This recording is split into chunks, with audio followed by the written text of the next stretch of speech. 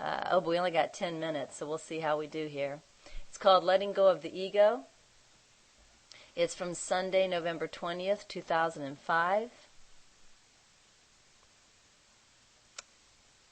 And this was a message Holy Spirit just gave me to help me.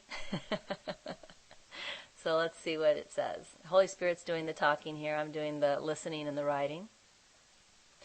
Letting go of the ego can seem to be difficult because you have a belief that you are letting go of you and everything familiar and dear to you.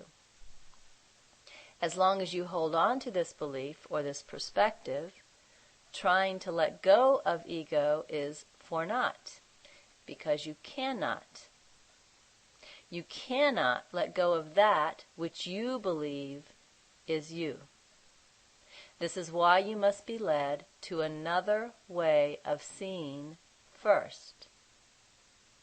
The miracles, or shifts in mind, are gentle stepping stones that lead you to the point of readiness, which is full willingness to lay the ego aside. I'm going to read that sentence again. The miracles, or shifts in mind, are gentle stepping stones that lead you to the point of readiness, which is full willingness to lay the ego aside. You will be fully willing at that seeming point because you will have shed the belief that the ego is you. This does seem to be a process from the perspective of time. Your willingness will seem to grow, and your perspective will shift through miracles. You help yourself along this path by focusing yourself to do what I ask within each moment of your awareness. Now here's where Holy Spirit gave me a checklist of what He's been asking me to do. And I remember I hung this up above my desk for a very long time until this became like second nature to me and I didn't need a piece of paper anymore. But this is what He was teaching me to do and asking me to do. Number 1, watch the thoughts in your mind. Do not fall asleep and accept them without seeing them. And of course, as you all know, this was very definitely my habit because this is everyone's habit. I would just be thinking and thinking and thinking and thinking and believing everything I'm thinking and not paying any attention to what I'm believing. Just because it showed up in my head, I believed it. And this, of course, is doing nothing but believing the ego and identifying with the ego. So the first thing Holy Spirit said again was, watch the thoughts in your mind. Do not fall asleep and accept them without seeing them. Then number 2, choose to let ego thoughts rest and fall quiet in your mind. Give no additional power to them. Now this is something I perceive to be very powerful that Holy Spirit taught me, which I practice all of the time. I told you that, certainly every day I still see, all of these ego thoughts in my mind. And one example that I gave you a while ago was the idea that I'm not working hard enough to wake up. Once upon a time, if I saw the thought that I was not working hard enough to wake up, that would be followed by an entire story that I would listen to and believe and get myself all worked up about. And of course, the whole time I'm doing that, I'm giving additional power to the thoughts or additional power to the ego. Now when a thought like that comes into my mind, first of all, I recognize it immediately as ego. And so I recognize I do not want to give my power to it. So what I do then is I just, what I call, rest my mind. I let my mind go still for a moment.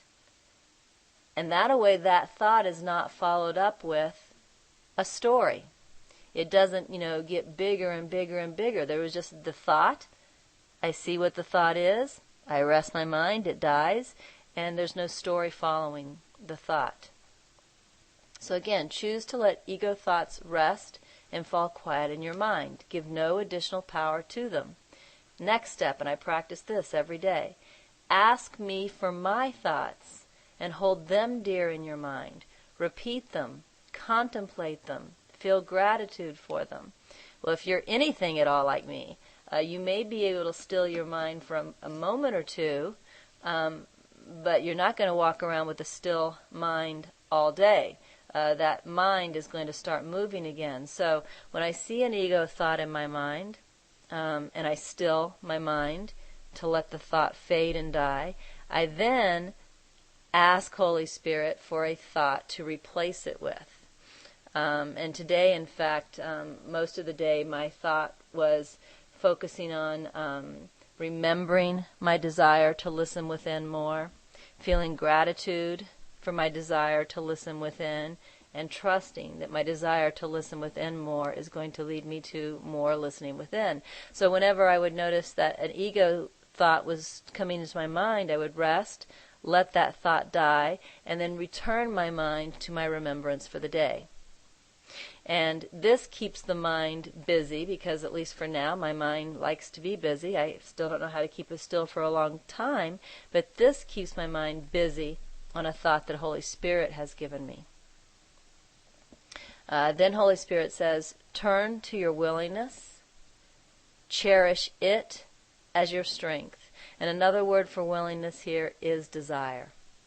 Turn to your desire, cherish it as your strength. Or as Teddy and I were discussing, it's the true desire he's referring to. Realize that your true desire is your strength. That's what's leading us to awakening. Then he says, follow my guidance in peace and confidence, for you are truly being led. There are no accidents. Everything works together for good. And the way that translates in my mind is trust the moment. If I am feeling right now to come in and turn on Pal Talk and listen to who's speaking, trust the moment. That's where I am to be. If I am feeling right now to go and clean the bathrooms, trust the moment. That is where I am to be. And just always, always trust, when I'm in my right mind, whatever I'm feeling to do, whatever I'm feeling prompted, just continue to trust that. Remain in the flow, in peace and confidence. And then it's funny, he ends like he started the list. Watch the thoughts in your mind. Remember that you have a choice as to what you will believe. So he both begins and ends with watch your thoughts. Because, of course, as soon as we start not watching our thoughts, that's when the ego will come back pretty strong. So being aware of what's going on in our mind is something we never want to lose touch with. And then Holy Spirit says, this is all that I ask of you. This is the process that will usher in miracles and will carry you to your point of full willingness. Do not worry as to when. Again, worry is of the ego. Let the worry rest. Be patient and love yourself, even as I love you. So that last paragraph again is alluding to the thought, I'm not working hard enough to wake up, or I'm not waking up fast enough. He's just saying, just put all of those thoughts aside. Be patient, love yourself as I love you, and just do these simple steps. Watch your mind. Let the ego thoughts die.